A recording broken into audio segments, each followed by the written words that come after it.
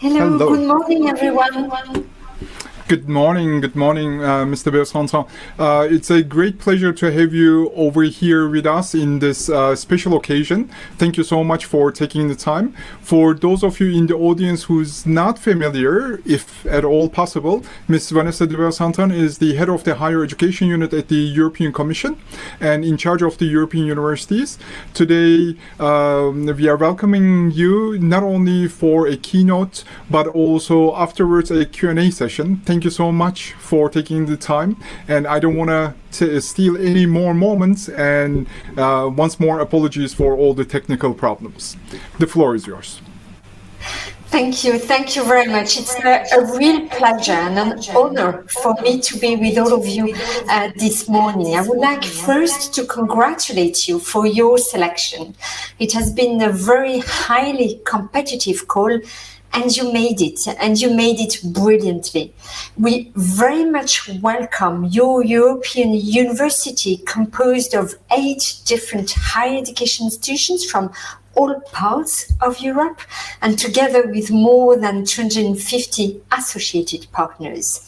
And we liked very much the focus that you've chosen on neuroscience, which plays, of course, a key role to provide brain-centered or brain-inspired solutions to the challenges faced by our society. So why is this European University Initiative key for us at European level? We consider this initiative not as any other European project. This is for us not a project that ends after 3 or 4 years. This is about a joint long-term vision, and we expect from it, from all of you who participate, we expect a real structural, sustainable and systemic transformation of each of your higher education institutions in the way you'll teach, you learn and do research.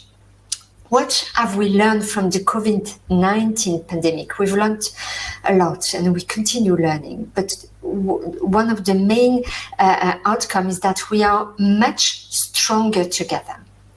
And what we need is more cooperation than competition. We surveyed the first 17 European universities, which started last year, and all of them told us that they would have been even more prepared if their European university had been operational when the pandemic started. And the ones that are the most advanced in pulling together their data, their courses, their infrastructure, their resources, feel that they were much more stronger equipped to face this pandemic. Why? Because education training needs to be much more flexible and adaptable. Of course, nothing can replace the physical and face-to-face interaction.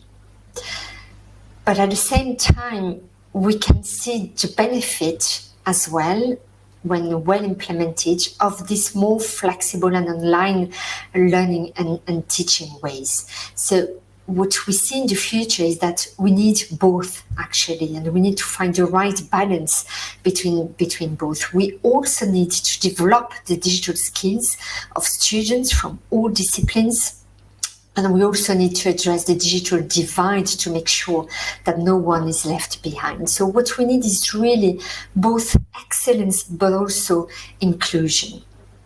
So this is why this European universities is so important and continues to be very high on the political agenda. You mentioned before this speech to the Sorbonne University of the French President Macron.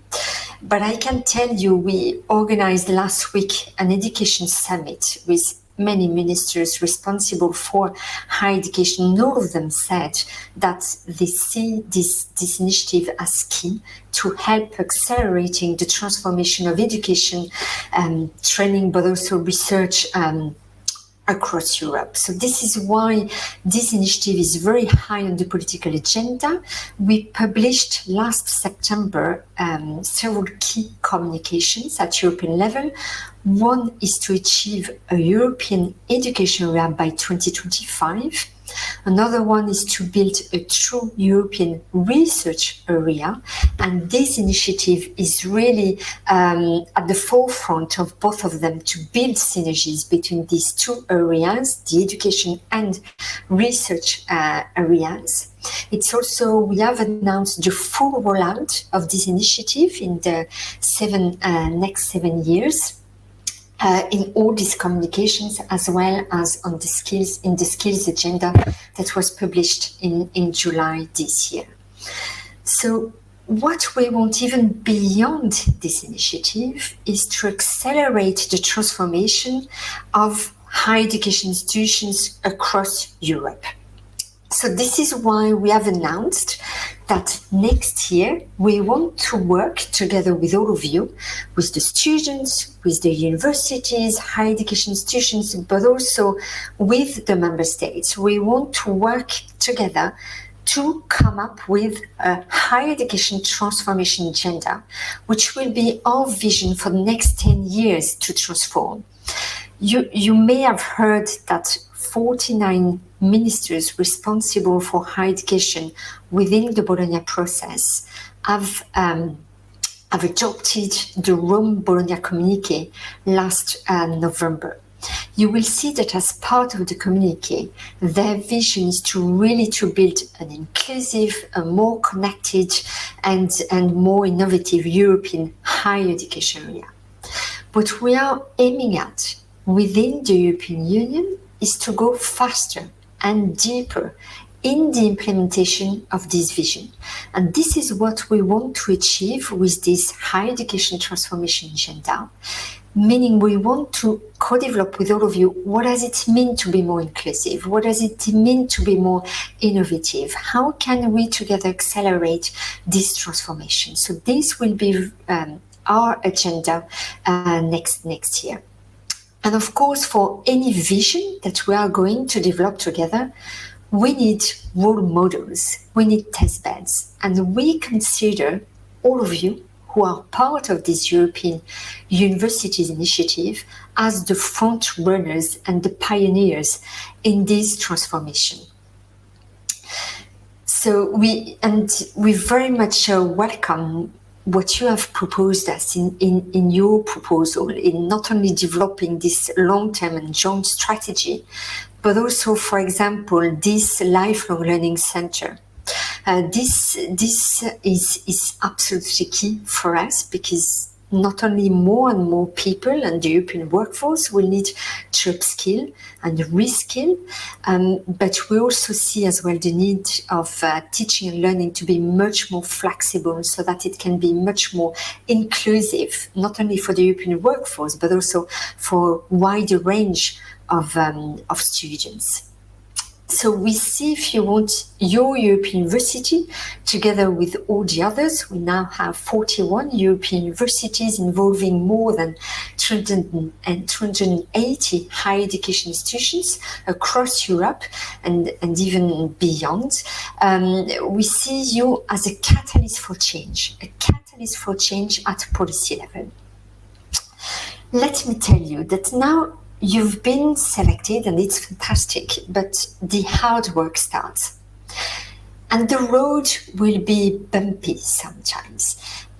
What we have heard from the first 17 European universities, that it will take you a lot of energy, a lot of time to mobilize all your students and all your staff in this transformation. And I'm very happy to see so many participants today in your event. It's a very good sign of really mobilizing and empowering all your students and your staff in this long-term transformation.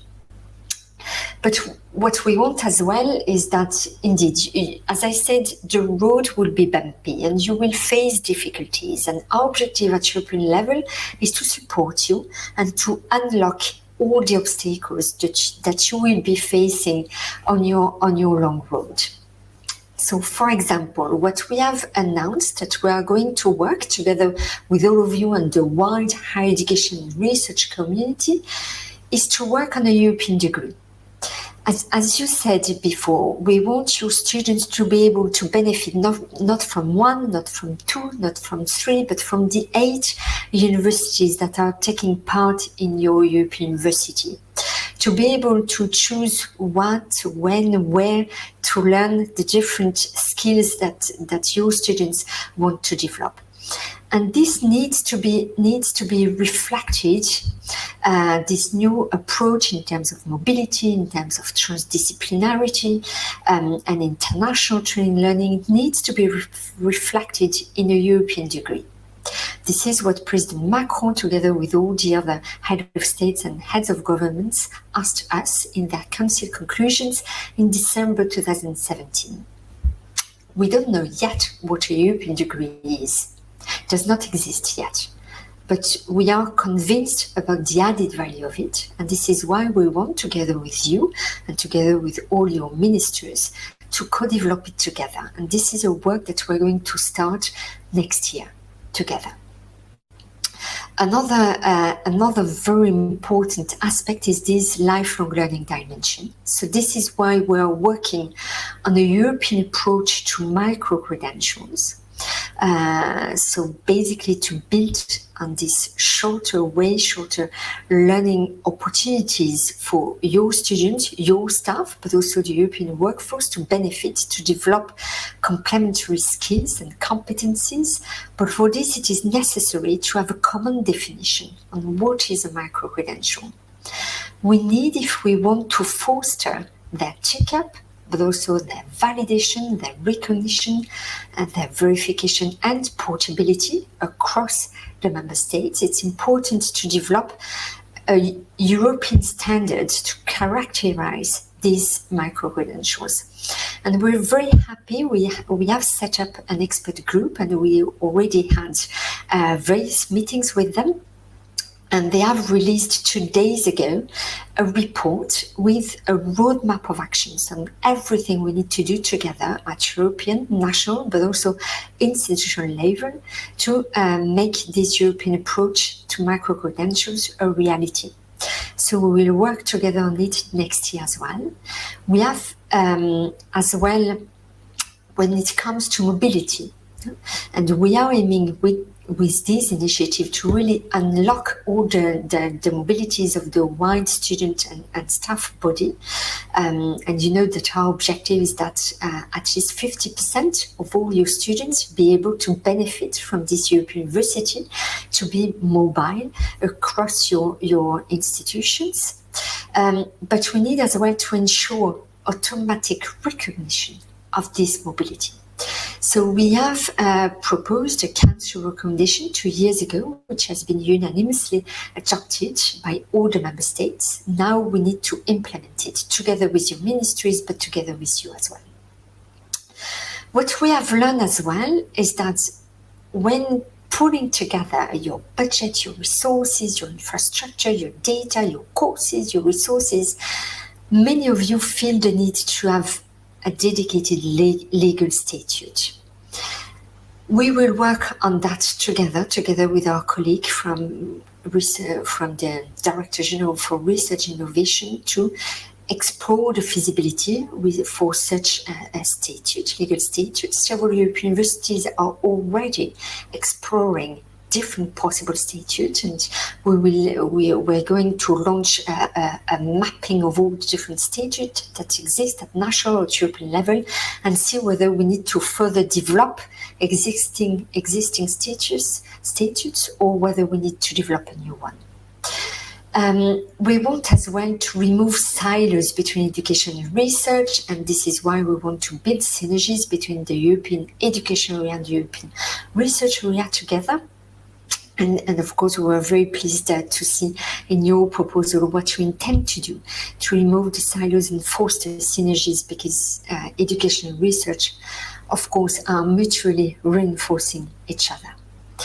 We will also work on how we can further develop education for environmental sustainability, and we will work together with the wide education research community next year as well to come up with a council recommendation on that front. It's really important that all disciplines, students from all disciplines, are well prepared no matter where they will develop their career in the future, to really always have environmental sustainability at the core of their strategies and solutions that you will be developing.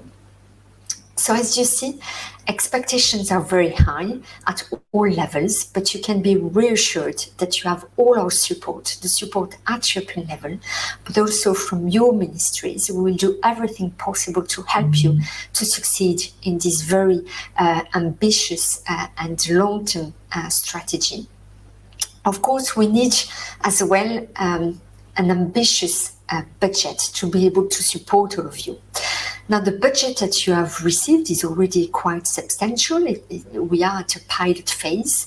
Now you will be happy to have learned that a few days ago we have now an agreement on the next European multi-annual financial framework. So we have an agreement on the next Erasmus Plus program, where this European Universities Initiative is going to be fully rolled out. And we have an agreement as well with the Horizon Europe program, which will also support this initiative together with the Erasmus Plus program. So the next year we will be busy as well with devising the next steps for the full rollout of this initiative, and to bring a budget that is at the level of the ambition that you have set forward in your proposal. And we are also continuing to engage member states to also support all of you in this really breakthrough vision and strategy. So, but what we need now is your enthusiasm, your energy to make it a reality. And I want to thank you, all of you, for that.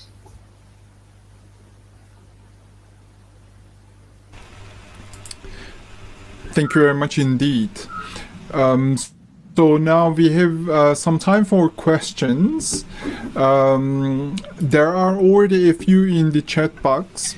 So one of them is that micro-credentials are a very good idea for lifelong learning, but I hope they are not going to be too micro.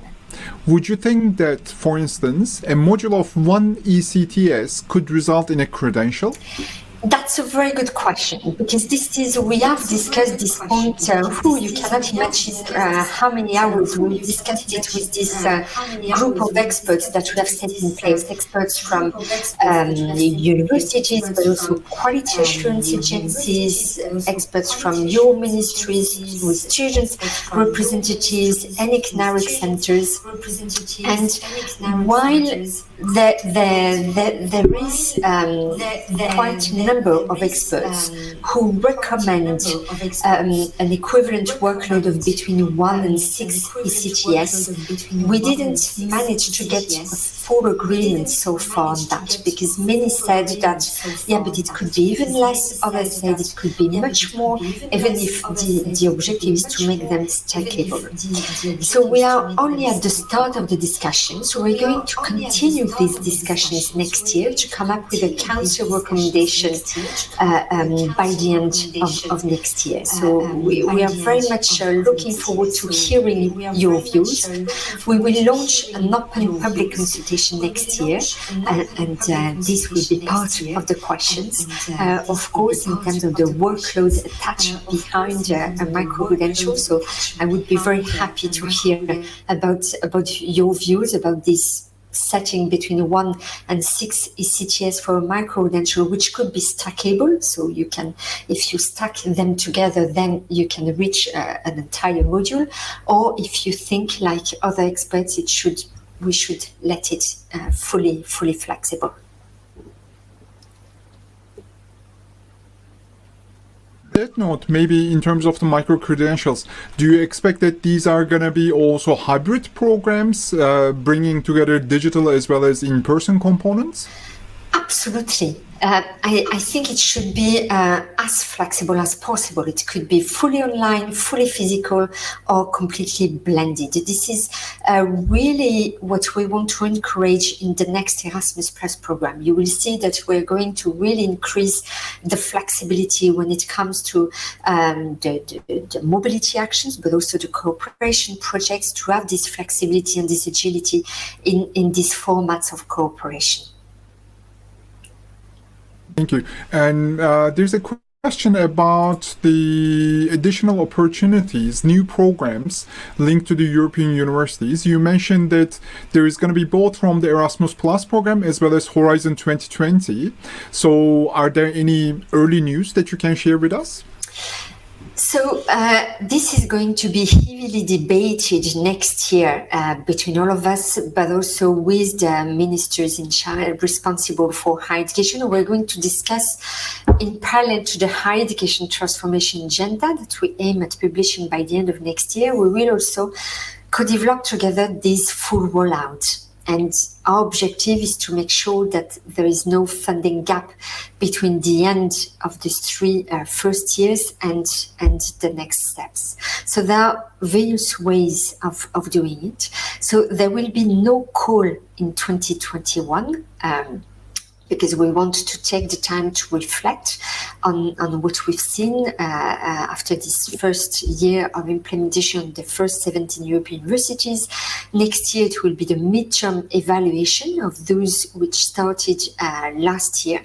And based on this, we're going to co-devise the next calls. But for sure, there will be synergies between the Erasmus Plus program and the future Horizon Europe program, but also together with the structural funds, together with the new financial instruments like NeurotechEU.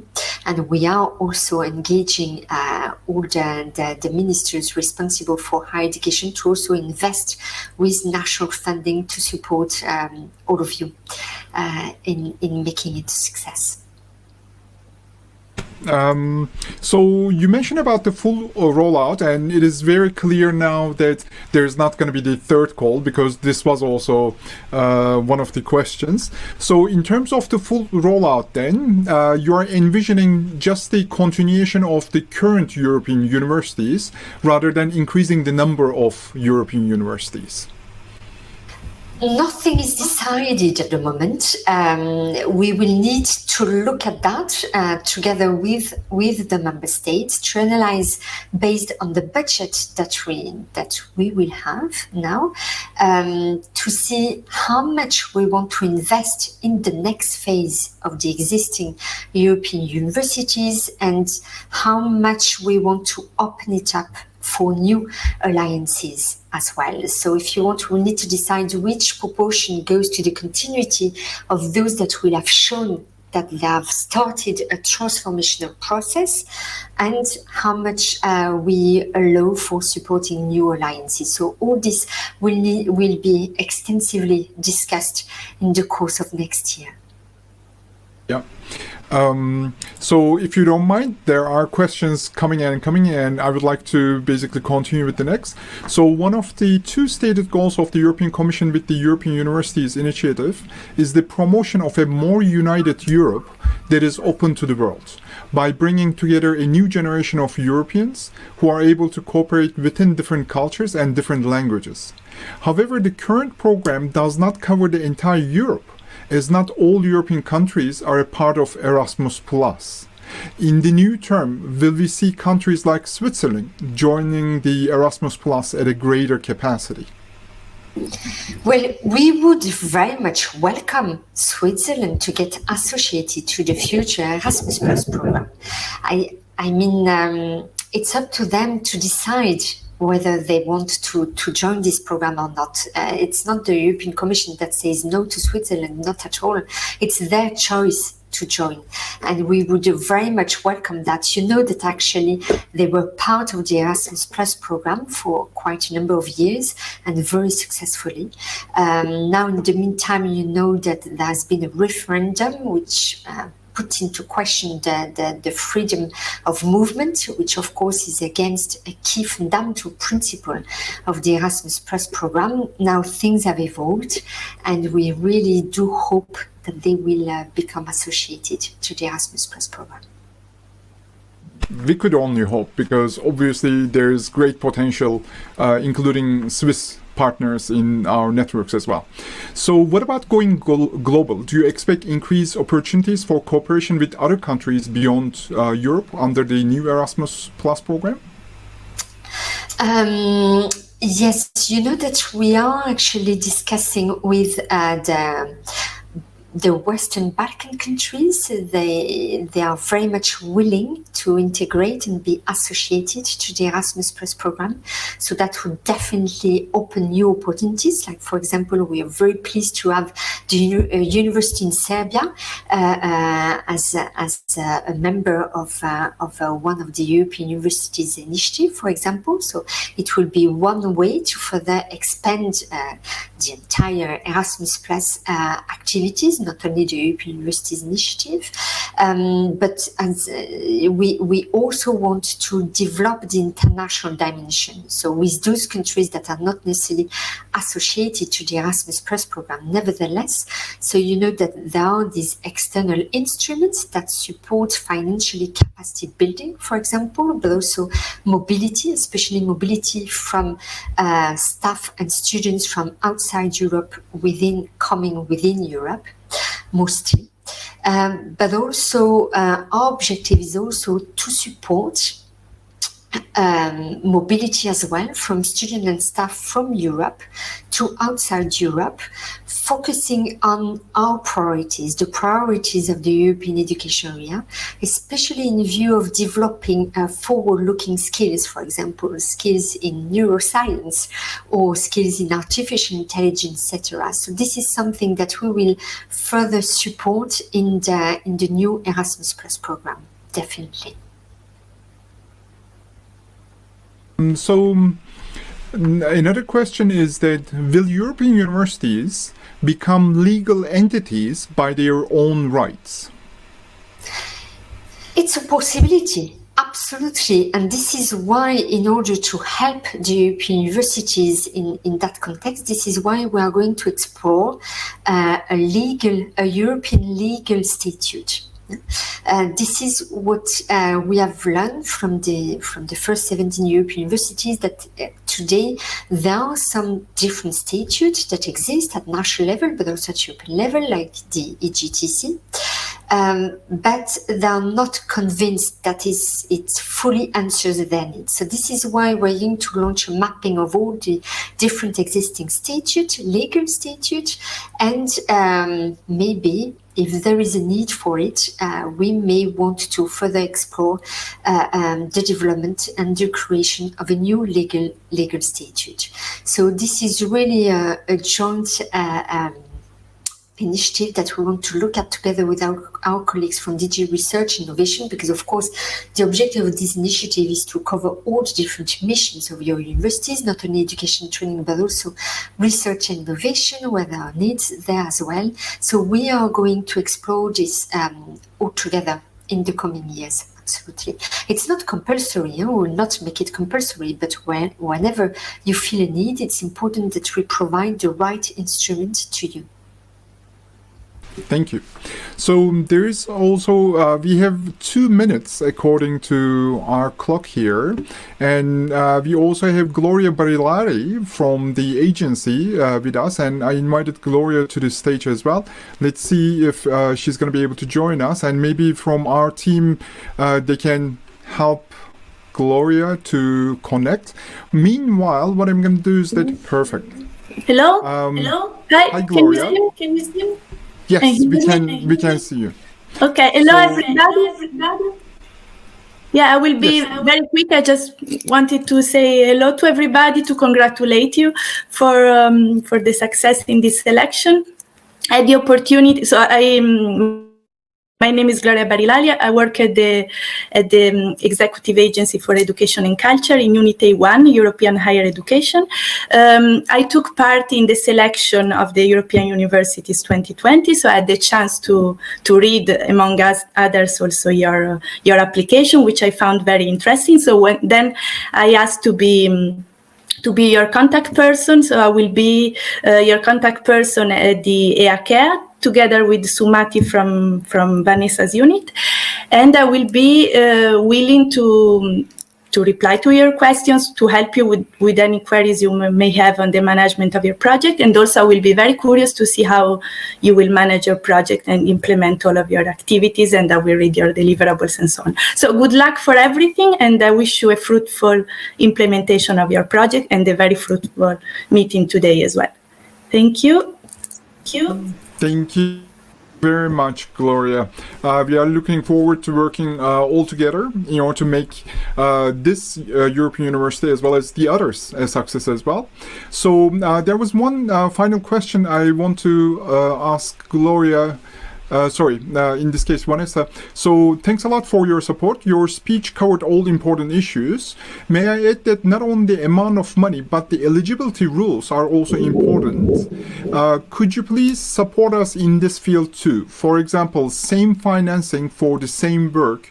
I assume this is in relation to different beneficiaries receiving different amount of funds for the same work that is being done. And this is not clear, we can also invite Orsolya to the stage in order to be able to further discuss. But the question is directed to you, Vanessa. Yeah. Yeah, so I understand this question, and of course we will be happy to look at it when devising the next steps. We will learn from what worked well, less well in this first pilot phase, and of course we'll be happy to listen to all of your feedback and see how we can further simplify it and make it more fit for purpose. So we are very happy to receive such feedback. Suggestions in our next presentation when we are talking about the management and transparency of the management, as well as simplification of decision making and the flow of all the information exchange along with the resources. I would like to thank you both so very much for joining us in this virtual opening, and we are truly looking forward to working together, and thank you so much for your tremendous support already. Have a wonderful day. For us, and please keep us informed about your development. Thank you.